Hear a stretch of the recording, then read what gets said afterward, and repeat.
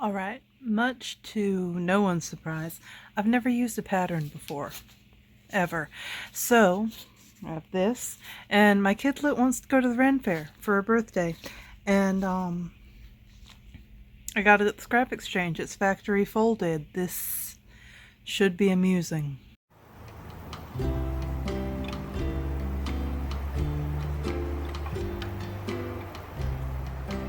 I mean, it does say it's very easy. She wants view D, so, and like she actually fits in off the shelf clothes easily, so I'm going to be very bad and not do a mock-up. Oh, have mercy. How many pieces of paper are there? It's just a vest. Oh my goodness. If I'm being honest, like 3/4 of my personality is don't tell me what to do, so maybe I shouldn't be wading into this at 3 o'clock in the morning. What in the hell is that? Is that must be a lining thing. Change plans. I decided A looked like the only interesting option, so I cut it out, and now it's not nearly as intimidating. There's no way in hell I'm doing a zipper, but we'll cross that bridge when we get to it. The style lines are the coolest. That's all. Haha, they think I'm going to use interfacing. I'm going to do lining, though, for the first time ever? No, not ever. Alright, child wants brown vest. Only brown fabric in the house is really lightweight. Lining's going to be medium weight linen. Brown is probably cotton. Very lightweight. And there's a whole lot of really weird shapes that I cut out of the linen already, and now I'm going to cut out matchy-matchies in the brown. It'll be fun. Doesn't it look fun? So, I'm supposed to sew all the brown pieces together, and sew all the red pieces together, and then take the big contorted brown piece and the big contorted red piece and sew them together like inside out in some kind of demented Mabus strip, and then there's a tiny hole somewhere and you pull the whole garment through that tiny hole, and all of a sudden it, magically exists. That to me sounds really intimidating, like it requires precision, which is not my forte. And so we are not going to worry about that. We are going to do something that I'm pretty sure is called flatlining, which is, oh look, the pieces are together, let's sew them like that. And we are going to pretend that this is because it's the more historical approach and exactly what a hobbit would do. Does that sound fun to you? Sounds fun to me. Oh, the fabric is wonderful.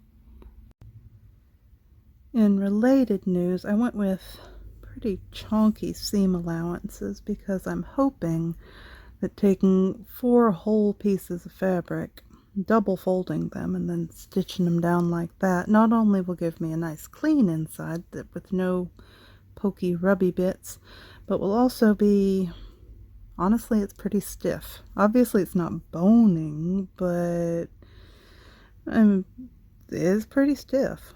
So maybe it'll help things hold their shape. It's together and it looks good on her. But because of who I am as a person, there's a lot of places where things do not line up. So I'm going to take a pair of scissors and make them line up. And then we'll start thinking about edge finishes.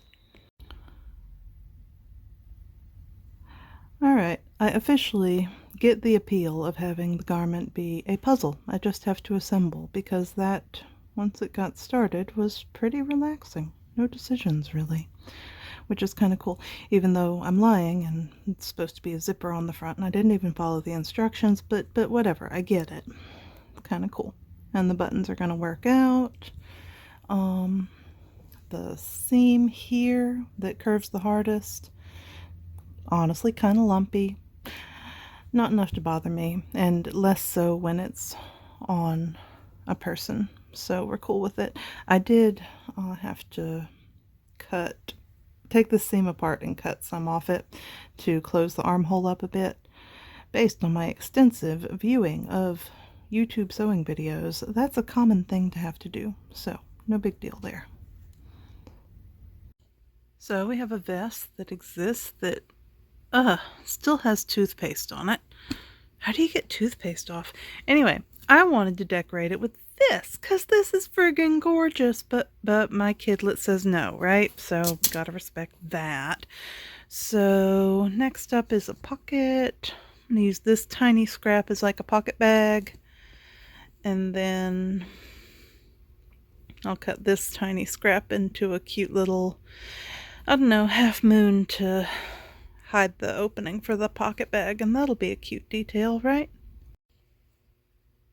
Real question, why do I need a pocket bag? Like, I already made it, so I guess I'll use it, but couldn't I just put a binding around the hole I just cut and stick stuff in this very narrow, already formed pocket? Since, I don't know, is that because of the way I did the lining? Seems kind of excessive.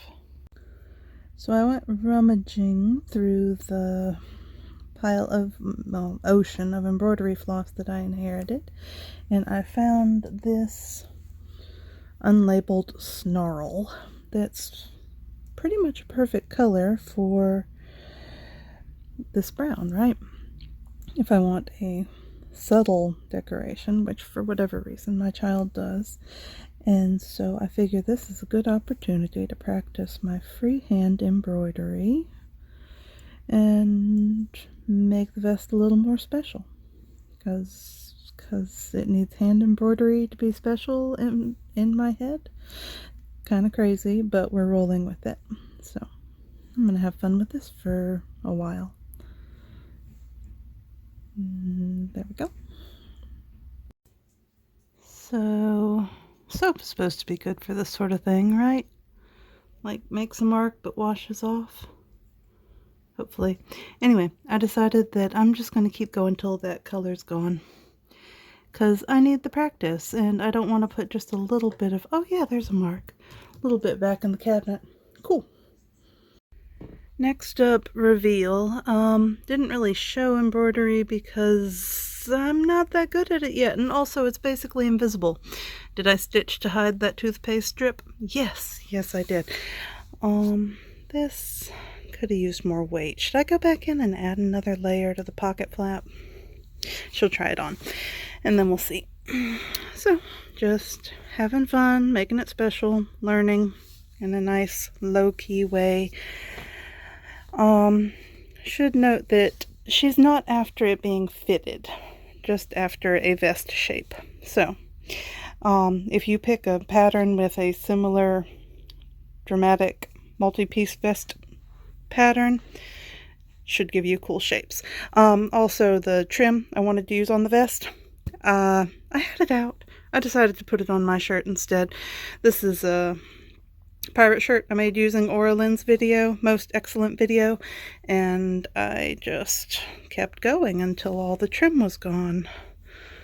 Whee! There's some on the back, because of course there's some on the back, just a little bit though. So, didn't make a video out of this because that seems icky, right? It's like, go out, buy this thing, and then you too can, no, I'm going to figure out how to use ideas from this amazing trim to make trim from more accessible scrappies. But this was just, what do you call it? Trim from a sari. So purchased, used on Etsy, I think. So, and it's beautiful, and it's so much texture and shiny. So let's go try the vest on the kidlet. No clue what the neighbors are doing. Forgive the horrible racket. Oh my gosh, she is so covered in bunny fluff. So much bunny fluff. But, turn around, my darling. That surprisingly works pretty well and is very comfy. Yes, my love? Embroidery is subtle, but there to make it special. Keep turning.